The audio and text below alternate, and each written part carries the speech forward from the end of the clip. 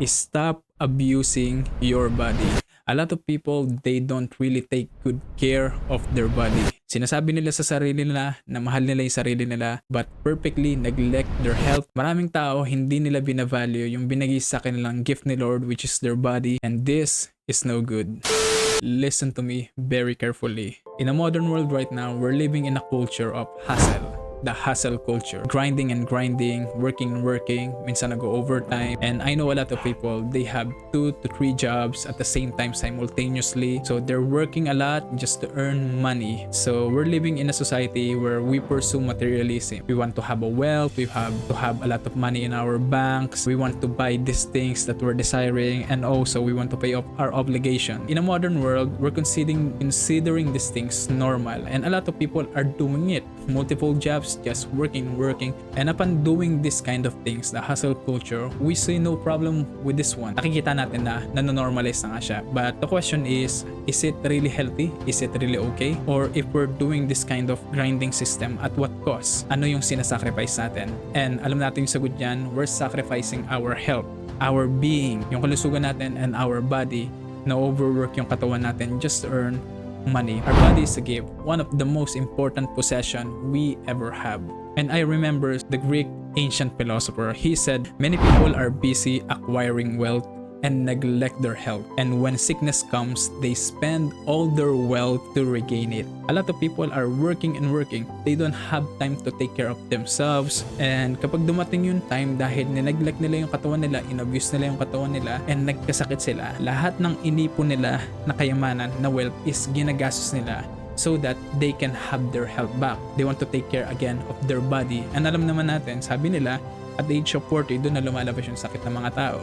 And we don't want that to happen, right? In pursuit of materialism, to have money, para may masabi tayo, para mabili natin yung mga luho natin. So we're overworking our body, but we're perfectly neglecting our body, and this is no good. These people are abusing their body and they neglect the basic physiological needs na kinakailangan nila. It is not wise to earn much money, but you forsake your health. What is wise is acquiring wealth while taking care of your body. And this episode, in this video, we're gonna talk about that, the wisdom, the right perspective on how we should manage our body, how we should take care of our body. And if you love yourself, gusto pang mabuhay ng matagal, do watch this video and you will gain the wisdom, the knowledge for you to be conscious on how you should take care of your body.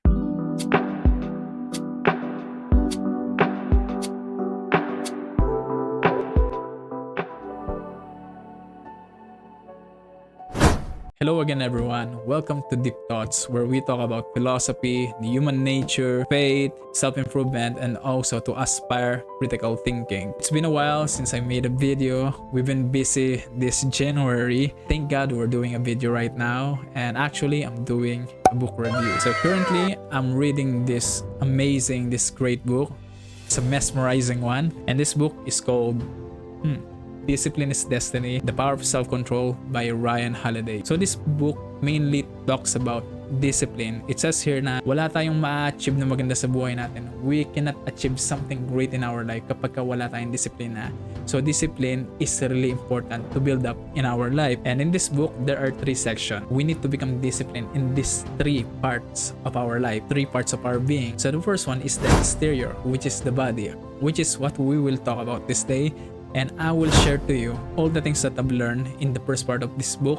Actually, not all, but the most important things na I think valuable na pwede kong i-share sa inyo. So that's the number 1, the exterior part. And the number 2 is the temperament. So it's about your emotion, your being, your mind. So how you should become disciplined in your perspective, in your belief system. And number 3, which is where I am currently right now, it is about the soul. I'm really excited for the part 3. Upon reading the book 1, I became super active. Before, I was not really that kind of active so much, minsan on and off, but right now I'm really just super active right now because of the principles that I've learned in this book. Today, I'm gonna share to you 7 profound reasons why you should take care of your body or why you should train your body. This kind of content is not like yung sinasabi ng mga gym instructor, yung mga sinasabi ng mga health practitioner, yung mga nutritionist. They're all about body, but this one on the philosophical side, on the ancient wisdom. In the end of this video, I'll make sure to you na you will start becoming active because it's really important, especially when you understand the importance of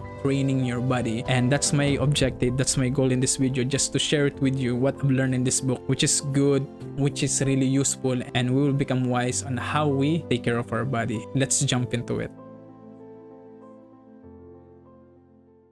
I would like to ask you a question. How many times have you feel laging nasusunod yung gusto mo, yung emotion mo, or yung katawan mo? Alam mong marami kang dapat gawin, marami kang kailangan matapos na importanteng bagay, but you procrastinate, you don't do them because you want to relax. Your mind is telling you to do this, but you're not doing it kasi yung body mo yung nasusunod. Your body doesn't want to do it. I know pinagdadaanan natin yan and may mga distractions sa buhay natin. That's why Seneca said, we treat the body rigorously so it will not be disobedient to the mind. So ang sabi niya, kailangan nating i-treat yung body natin rigorously para hindi nasusunod lagi yung body, kundi nag-o-obey siya sa kung anong gusto ng mind. In our mind, marami tayong dapat gawin, marami tayong gustong gawin, kaso lang, ang nangyari, nagtatalo lagi yung katawan natin and yung mind natin. So, ang question dyan, sino yung masusunod? Is either your mind, which is rational, or yung body, which is gusto lang ng comfort. In the modern world, napopromote yung ganitong mga behavior na nauuna lagi yung body natin compare sa sinasabi ng mind natin. Nandyan yung nagiging tamad tayo,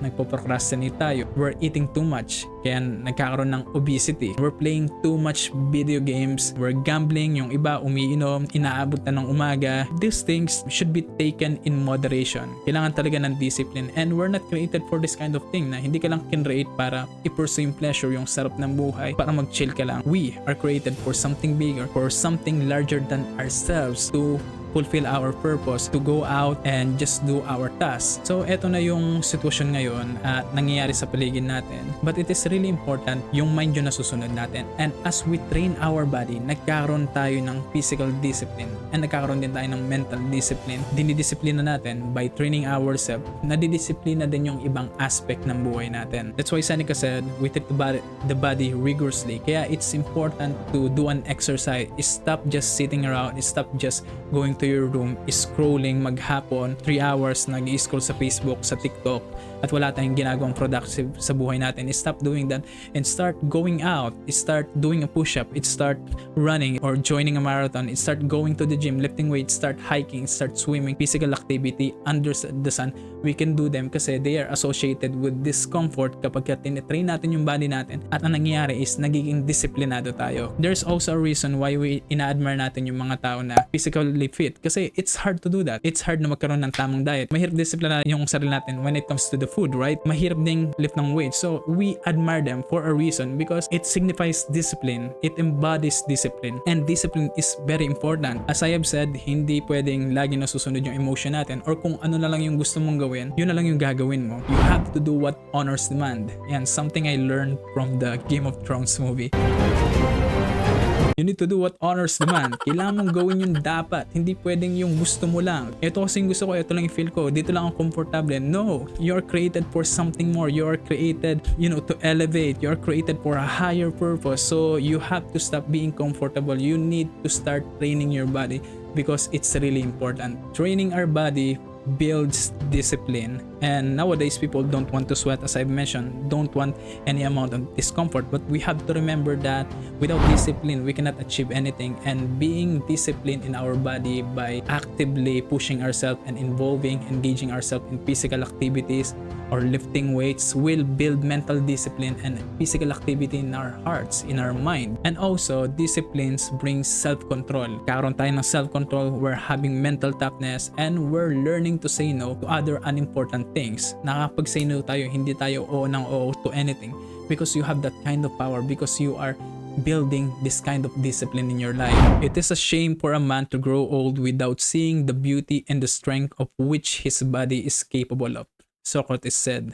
Uso ngayon sa social media yung body shaming, right? Oy, ganito, kinikriticize mo kasi ganito siya. This ancient Greek philosopher, Socrates said, it is a shame na hindi natin marirealize yung potential, yung ganda, yung strength na kayang ibigay ng katawan natin.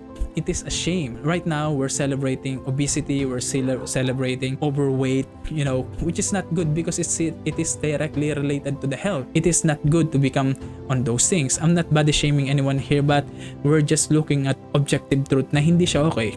Mas maganda yung fit ka, mas maganda yung healthy ka, mas maganda yung stronger ka, mas maganda yung active ka, and our body is not destined to become weak. It is destined to become strong, to persevere, to be holy, to be energetic. That's the purpose of our body. And I was thinking like this, our body is like a car. We have a destination. All of us have a destination. All of us have a purpose in our life. So kung yung sasakyan na yun is hindi siya nagpa-function ng maayos, how can you arrive at your destination? How can you arrive at the purpose? You're not taking care of the car. You're not taking care of the body. So that's the thing in our society nowadays. It's hard to become disciplined kasi mas madali yung umupo ka, mag-cellphone ka, mag-scroll ka. Mas mahirap yung lumabas, mag-exercise, mag-sweat. The other day, galing sa work, umuwi ako. And then I was asking my mom, anong mas madali ma? After I work, I will go out, go for a run, or do an exercise, just sweat or push up, or uupo ako magsa-cellphone ako, mag-i-scroll ako, manonood ako ng Netflix or what, or kakain ako, mag-overeating ako. What is the most easy? Of course, we know the answer. Mas madali yung isa. Kasi nga, there's no amount of discomfort on that. But we really admire those people, mentally disciplined, physically disciplined. They are putting their body in a training for them to become disciplined. Again, Seneca said, we treat the body rigorously so it will not become disobedient to the mind. And alam nating mas admirable, mas maganda fit ka, mas maganda stronger ka. Let's be honest here, real talk. No one wants to have a man who is weak, both physically and emotionally and also mentally. No one wants to have a husband that is weak. No one wants to have a child that is weak. No one wants to have a parent that is weak. So weakness is not a choice. Strength is the honorable choice that we can walk on, we can pursue. Mas admirable ang strength. And if you will just look at ancient philosophy, strength is something, it is a virtue that we cultivate. We should just try to take care of our body, and we should strive to bring it to training so we become disciplined. I want to ask you again, how many times have you feel negative emotion in your life? How many times you feel that you are overwhelmed, ang daming negative things nakikrip in sa mind mo, yung sadness and depression nararanasan mo? And I know the reason why. The reason why is you're not moving your body. You're not just going out of your room. You're not just stop sitting. You're just scrolling on your social media. You're not moving on your body. You're not doing anything. So that's the reason why we feel the negative emotion. And remember, when the body is healthy, the mind is also healthy. You are stressed, you walk outside. After you walk outside, you will feel better kasi nakiklear yung mind mo. Nagkakaroon ka ng mental clarity, and walking is a therapeutic activity. So it's just clearly show na physical activity, kahit simple walking lang, will help you immensely sa mental health mo. And also, when we sweat, pag nag-exercise tayo, when you go to the gym, you will become better. You will feel the confidence. You will feel that you're good. You will feel that you've done something valuable, remarkable in your life this day. And nakikita natin na after you go to the gym, you feel better. And at the same time, the benefits of that, not just in the gym, but training yourself, nare-reduce yung stress mo, nag-increase yung blood flow mo, nag-sweat ka, nagkakaroon ka pa ng energy at emotional control. So you will feel better after you engage in physical activities, whether running, whatever it is. Yun din yung reason bakit mataas yung depression rate sa Pilipinas, or hindi lang sa Pilipinas, sa ibang bansa. Isipin mo, kada umaga, you're scrolling on your phone. Pagkagabi, you're scrolling on your phone. We are being slave to this thing, this social media world na laging hindi tayo mabubuhay, hindi tayo mapapakalik kung wala yung phone sa atin. Dun pa lang, wala na yung discipline sa atin to say no to these things, to these negative things. Lalo na pag nag-open ka ng social media, puro negatibo yung bagay na makikita mo. The news, yung mga issue na minsan hindi mo naman dapat alam, malalaman mo, na hindi mo naman dapat iniintindi mo pa. Instead of taking care of yourself, taking care of the things on your plate, your task, you're taking care of other things, which is nagbibigay sa'yo ng stress. Yung mga keyboard warrior pa sa social media, right? So, it's not good. And that's the source. That's the real reason bakit nade-depress tayo, nagkakaroon tayo ng negative emotion. Dahil dun nga sa mga hindi na tayo lumalabas, hindi na natin tinitrain yung katawan natin. So we need to train our body. We need to go for training for us to build this emotional control. Hindi tayo basta emotional, hindi tayo basta nakicarried away na emotion natin, but we're building this kind of strength and discipline sa sarili natin. And I have this experience that after lunchtime or in the afternoon kapag walang masyadong araw, so I'm basically just walking out of my office, of the room. So naglalakad ako, I'm just taking time, and I'm seeing a lot of people after lunch, they're just scrolling on their phone. When they're resting, they call that rest. They're scrolling scrolling on the phone. So it's better when you walk outside, wala kang phone, nakakapag-isip ka, nakakapag-reflect ka, karoon ka ng conversation sa sarili mo kung ano yung mga dapat mong gawin, ano yung mga kailangan mo improve sa buhay mo, or yung purpose mo about something spiritual. So walking is good, take advantage of it, and when we train ourselves, we're building this kind of mental and emotional strength, emotional discipline sa buhay natin. As you have known, I love engaging in physical activities. I'm joining marathons, sometimes I'm running, and also I love doing push-ups. Before, my reason for that is I want to have a good physique, but right now, I became more active, and I have a reason, deeper reason why I need to engage my body, because it brings self-discipline. It brings self-control, emotional balance. That's the very thing na binibigay ng training is self-discipline. So right now, that's the main purpose. Pangalawa na lang siguro ng aesthetic, whatever. The main reason is for you to have this kind of self-discipline, emotional control. At kapag ka nagtatrain tayo, mas malaki yung chance na ma-regulate natin yung emotion natin. Mas malaki yung chance na ma-regulate natin yung mga negative thoughts sa mind natin. So let me tell you the story of Theodore Roosevelt, the 26th President of the United States. He is the most active president in history. Kasi kahit presidente siya, he's preparing a time para makapag-exercise siya. So, he's really physically active kahit nasa office na siya. Merong reason bakit ganoon. Nakita ni Theodore Roosevelt na it's really important to put your body in exercise kasi ang exercise hindi lang nagbibigay ng physical discipline, emotional discipline, but also mental discipline. To say no, to think about the things that you need to think, and to not think about those things that you don't need to think. So, it brings mental sharpness, it brings mental toughness, it brings mental agility, and at the same time, you will be good at problem solving. When you engage yourself in physical activity, when you train yourself, you will become mentally stronger. And at the same time, alam naman natin na when you are the president, one of the most powerful people in the world, you have this task na kailangan mong gawin for the betterment of your country. And may pagdadaanan ka mga pagsubok, may mga problema kang pagdadaanan sa buhay mo. For you to solve that, kailangan meron kang mental toughness sa mind mo. And that's why Theodore Roosevelt is just continually training and training and training kahit nasa office siya. Kasi it's really important. It's not just good for your body, it's not just good for your emotion, but it is also good for your mind. As I've mentioned, after sharing this truth with you, which I've learned from the book, this great book,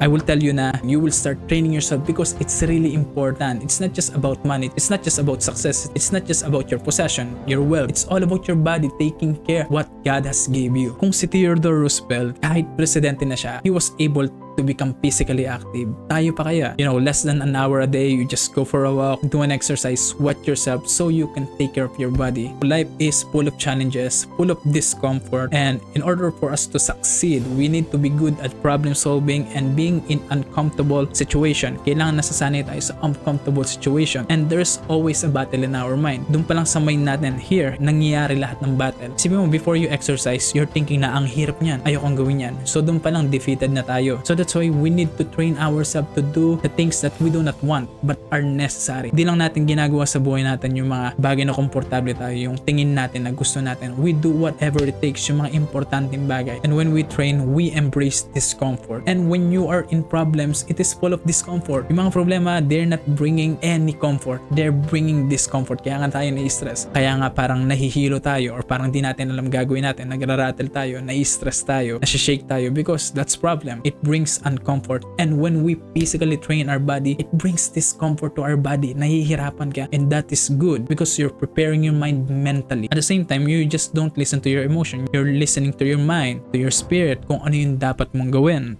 And Theodore Roosevelt said, the strenuous life is the best life. So we need to start training ourselves for us to discipline our body, for us to discipline our emotion, and for us to discipline our mind.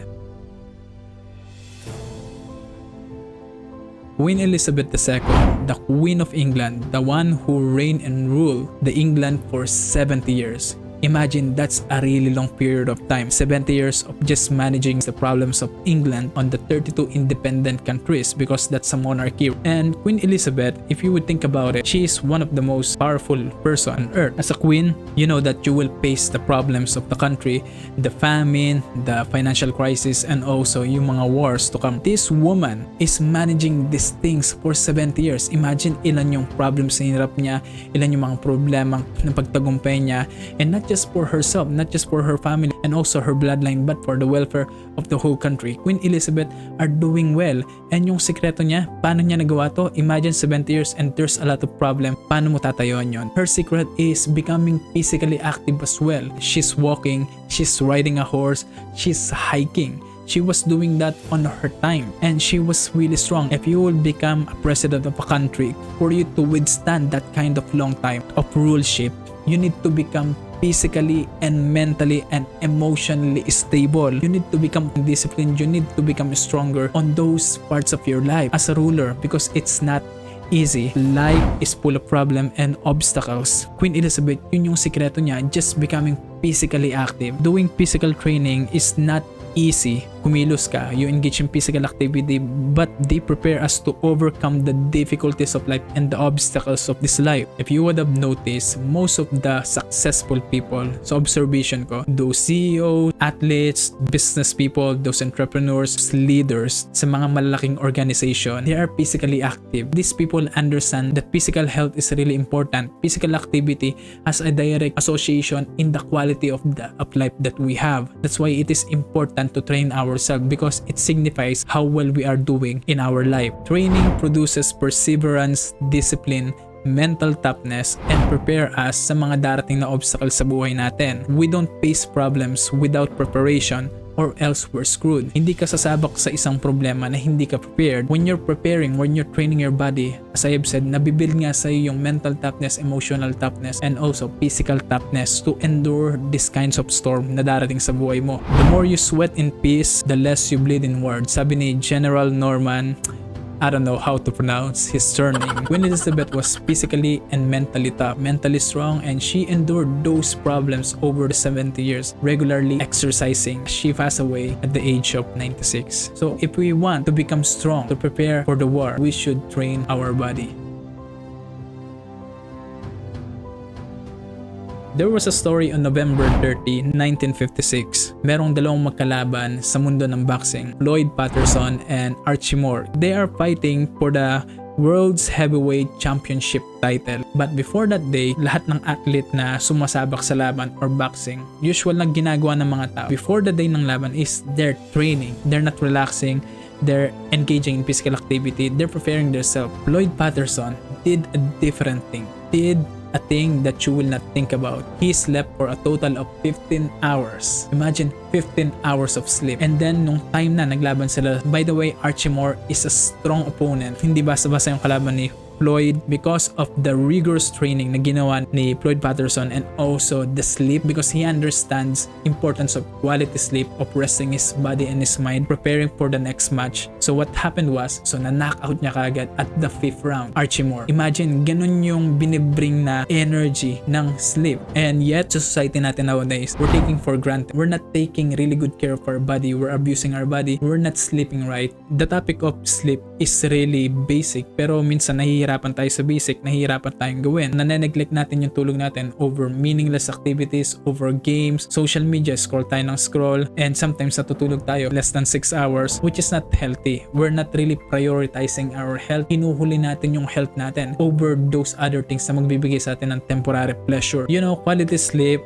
brings mental sharpness, agility, and energy for the day para magawa natin yung mga dapat natin gawin. And we need to prioritize it kasi dun tayo nagkakaroon ng energy at na-utilize natin yung body natin during the day. And a lot of people are talking about waking up early, waking up at 5 a.m., waking up at 6 a.m., but they're sleeping late. They're not sleeping correctly. They're sleeping late and waking up early. Gising na maaga, but they're sleeping late, which is not healthy. Study shows that 7 to 8 hours of sleep is perfect. It's really good for us to carry the task each day para magawa natin yung mga dapat natin gawin. But the problem is, in today's culture, hustling culture, pinaprioritize natin yung materialism for money and possession, but our sleep, nakakalimutan natin. Because we hustle, because we have multiple jobs, nakakalimutan na natin sarili natin. Hindi lang naman trabaho, meron pa tayong mga ginagawang nagmamatter din sa buhay natin. So don't forsake. Huwag natin i-take for granted yung sleep. Sleep is very important. And when we know when is the time to sleep and when is the time to wake up, and when we know that we have this kind of good quality sleep, we are becoming disciplined.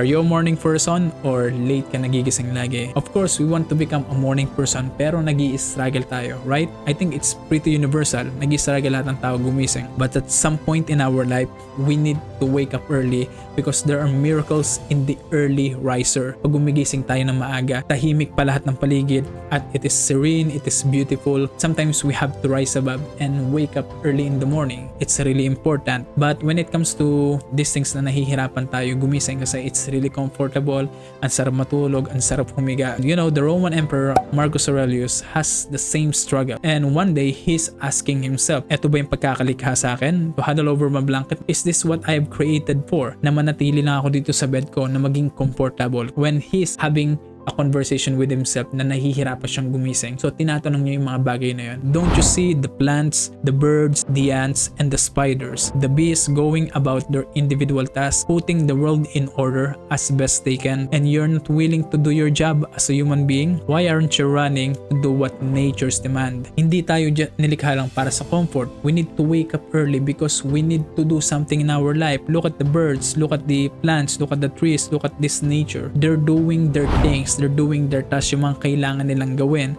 Meron silang special purpose sa buhay na to and ginagawa nila yung part nila. Pero tayo as human being, ba't daw natin tinatakbuhan? Ba't hindi natin pinupush yung sarili natin para gumising? Or a lot of people, pagkagising ng umaga, cellphone agad yung inuna instead of making their bed or just doing an important task for the day. Why you're not willing to do these things? At sabi niya pa, you don't love yourself enough kapag ganito yung setting na, yung system na binabuild mo sa sarili mo, which is you don't want to get out of your bed, you want to stay in comfort, you don't want to do the things that you needed to do. So to sum up, we need to own the morning, we need to wake up early, we need to take advantage of the morning. Lalo na yung mga maaga na hindi pagising yung mga tao, that's the best time to wake up, that's the best time to do some work, that's the best time to pray, to give thanks to God sa mga ginawa niya sa buhay natin. Nabubuhay pa tayo. When you arise in the morning, think of what a great privilege it is to be alive, to think, to love, to enjoy, to laugh. So magpasalamat ka kasi hindi yung naka-cellphone ka agad, diba? Other than that is, you do important quality job, important work that you're passionate about, or plan for the day, plan for the rest of the day, for the rest of the week, yung mga gagawin mo tasks for the day. We need to do those things. We need to be active, own the morning. Mas masarap yung gumigising ka ng wala pang mga tao. It's really quiet, it's really serene,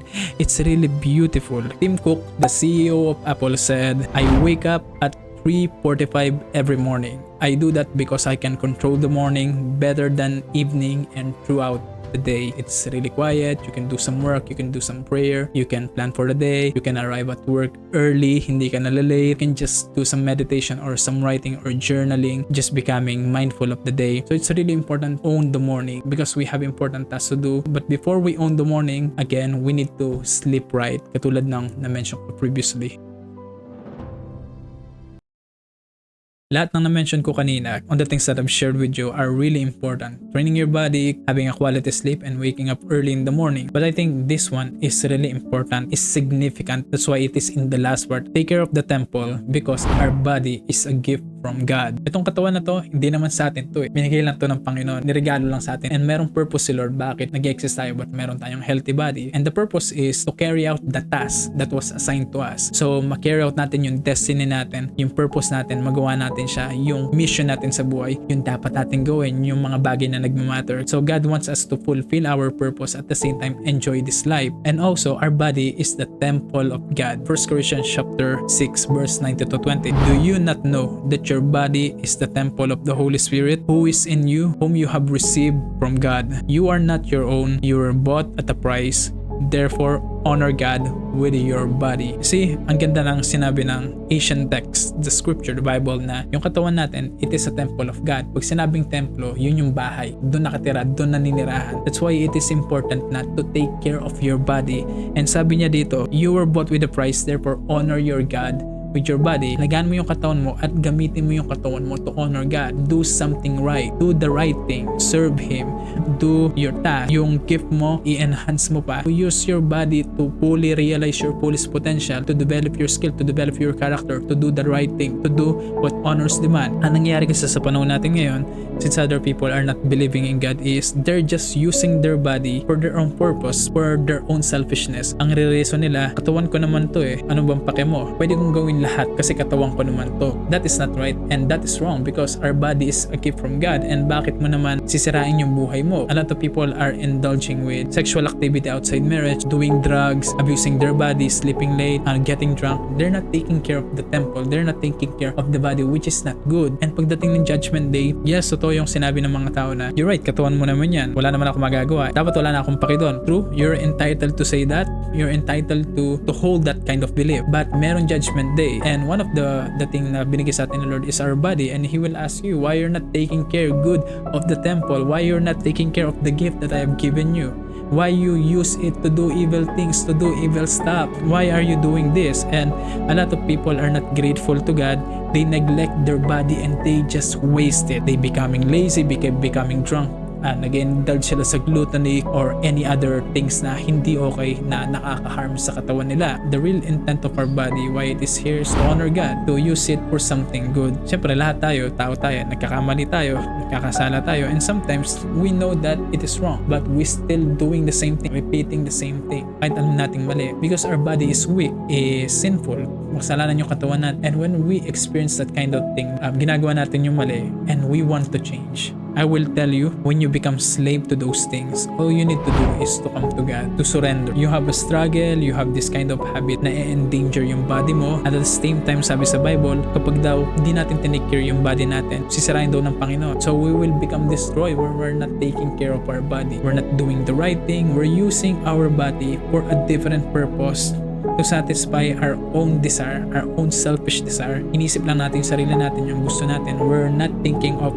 the higher things. Sawa na tayo sa ganong system and we want to cherish, we want to take care of this body. All you needed to do is to come to God because siya yung creator natin. He can help. You're struggling with something, He will rescue you. All you needed to do is just tawagin mo siya, you come to Him, you confess your sin, ask for help. I'm doing this kind of thing. Ultimately, ulit-ulit. Tulungan niyo ako, Lord. Help me, God. Help me not do it. Give me the strength. Give me the willpower. Tulungan niyo. I know you're the only one who can help me. I'm destroying my body. Iba't iba yung nagiging partner ko. Engaging in sexual immorality outside marriage. Kahit hindi pa kasal, meron na akong ginagawang kababalaghan, or else I'm doing drugs or being drunk always, na ano ko sa alak. Those things sometimes are out of control, and the best thing that you can do is just come to God. Just pray, ask for forgiveness, and He will help you. Our body is a gift that should be treasured and holy, that we should take care of. Let it not become wasted. Wag nating hayang masaya. Bigyan tayo ng katawan ni Lord so we can carry out our purpose, so we can do the right things. That's it for this video. I'm done. That is the 7 profound reasons why we should take care of our body and why we should train our body. And if you enjoy this meaningful, this really good content, kindly share it to other people, to your friends, so we can grow in wisdom and in knowledge. It's February. We still have 11 months to make changes, to make something different in our life. So I hope you good fortune. See you on my next video soon.